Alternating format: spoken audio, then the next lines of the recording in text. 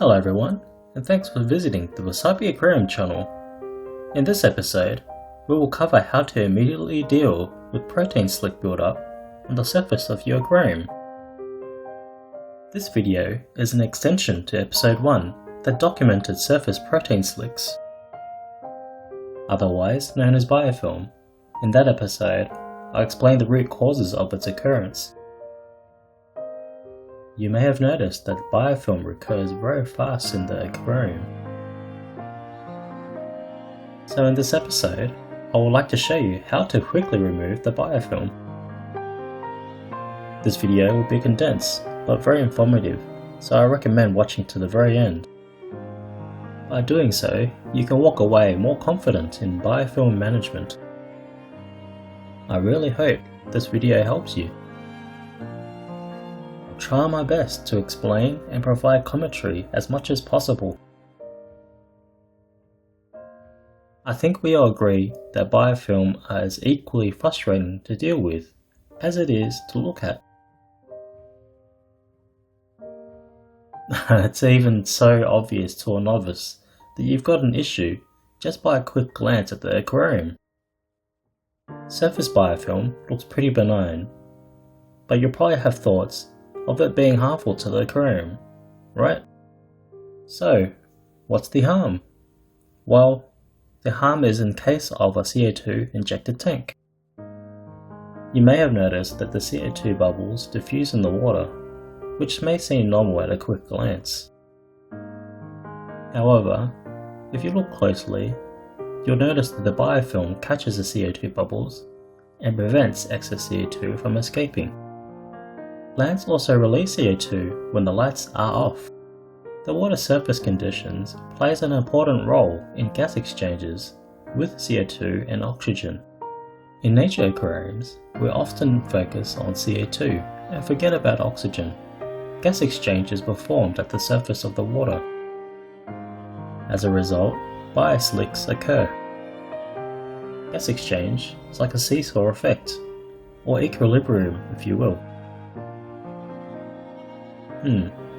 Is it safe to turn off aeration during the day?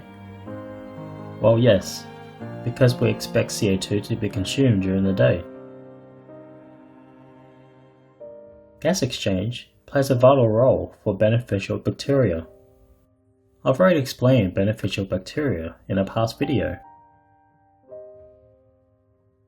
In a good gas exchange environment, the balance of gas exchange also maintains the beneficial bacteria in your aquarium.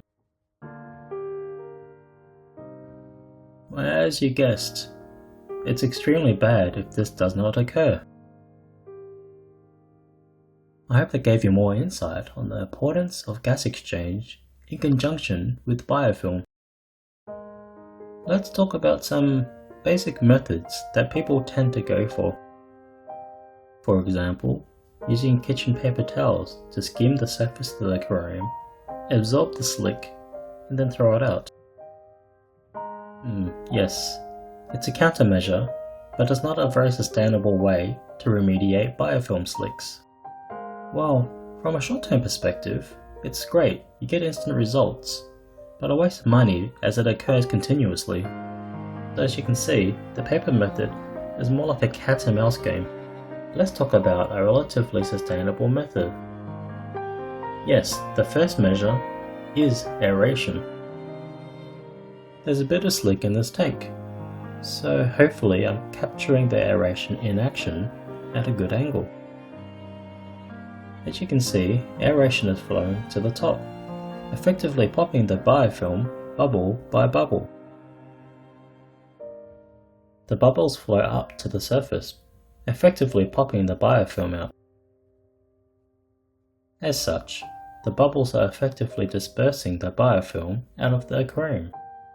This process also creates surface agitation and creates a pocket of water to flow. Now, this is the winning formula. This is obviously in conjunction with your external filter outflow on the opposite side of the tank. This creates good water flow, moving the biofilm at the same time. This is a great method to remove surface biofilm, and it can be moved or repositioned anywhere in your tank. It's a very convenient and easy approach in dealing with surface biofilm. Just a heads up that there are other videos in the series that cover water-related topics. Please refer to the Wasabi Aquarium channel and search for the related videos. You'll quickly see that the topics are all interconnected, from the water quality to the biofilm. It's all related to the beneficial bacteria. To learn and understand more about nature aquariums, please see the description box below after you're done with this video. By doing so, you'll be able to create a better environment for your aquarium. What's the best time to run aeration? Is it during the night? Yes, it's optimal to run aeration during the night as CO2 diffusion has stopped. Most people would probably think it's ideal to run aeration 24 hours a day. Technically, that rationale is on track, but is not entirely correct. If you decide to diffuse CO2 at the same time aeration is running, you will see CO2 deficiencies in your planted aquarium. It's very inefficient, and it's best if you stop aeration completely while CO2 is diffusing to avoid wastage. However, if you want to get rid of surface biofilm fast, you can run aeration for 24 hours, ensuring that your CO2 is off. You'll see that the surface biofilm will be gone by then. I will move on to an alternative solution shortly. This is a friendly reminder that all these are short-term solutions, as biofilm regenerates naturally in your planted aquarium. Okay, let's move on to the second measure. This method is applicable to those who found aeration inadequate, and for those who find it a little annoying to keep aeration on all the time. So, let's get started. As you can see, it's quite thick and a complete eyesore. It sort of resembles rainwater. Hey, I have intentionally prepared this to occur for the purposes of this video. So, how are we going to clean it this time? This is an ADA surface skimmer. Its purpose is to skim the surface of the water by filtering water through the slit. There's a medium porous sponge inside which filters the water, then pumps the water out below. From the surface, it looks like a mini drain. We've used this in our tanks over the years, so we can vouch that it is an effective remover of surface biofilm. The general slim design is aesthetically pleasing. With a stainless steel finish, it's a pretty cool and well-designed product overall. Its sole purpose is just to remove surface biofilm. I've had feedback on viewers having trouble finding recommendations, most of which is due to the lack of local ADA distributors. Good news is that there are other brands that produce surface skimmers. In any case, I'll put a link down below for your references. Please check it out later. You're welcome to research into other brands, as they all should have the same outcome. I would like to show you this skimmer in operation. Okay, it's on now. Well, as you can see, the water is flowing towards the slit. The biofilm is flowing at a good rate. If you keep it on for a while, the surface will be spotless.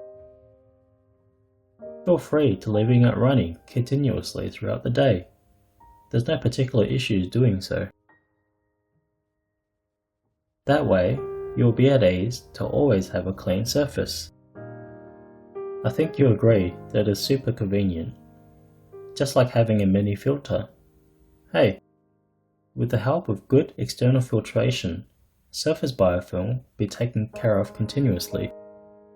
It's best to place the skimmer on the opposite side of the filter outflow, as this will ensure biofilm will find its way to the skimmer.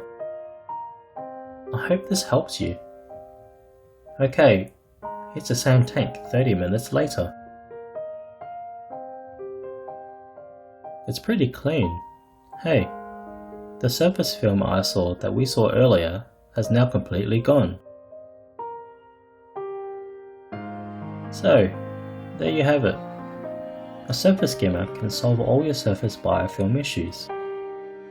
If you want to solve your biofilm immediately, please use the surface skimmer. So, how was the video? I explained 2 methods. These methods are super effective and hope it's useful to those watching this video. As mentioned earlier, please keep in mind that the methods shown, both aeration and skimming, are all classified as short-term solutions. If you are looking for a medium to long-term solution, it's very important to create a better environment through prevention. This will be covered in episode 3. We will talk about creating an environment that prevents the formation of surface biofilm. So please keep posted on the next video in this series. Just like this video, it will be explained in quite a bit of detail. The video may kick off on a negative tone, but please hear me out until the end. As per this video, I think you'll appreciate watching the video to the very end. Okay, we've completed the second episode in this series. I'll gladly appreciate it if you like, share and subscribe to the Wasabi Aquarium channel. Keep posted on the Wasabi Aquarium channel on future episodes on this and other topics. Your support helps us produce future videos. Thank you so much for watching.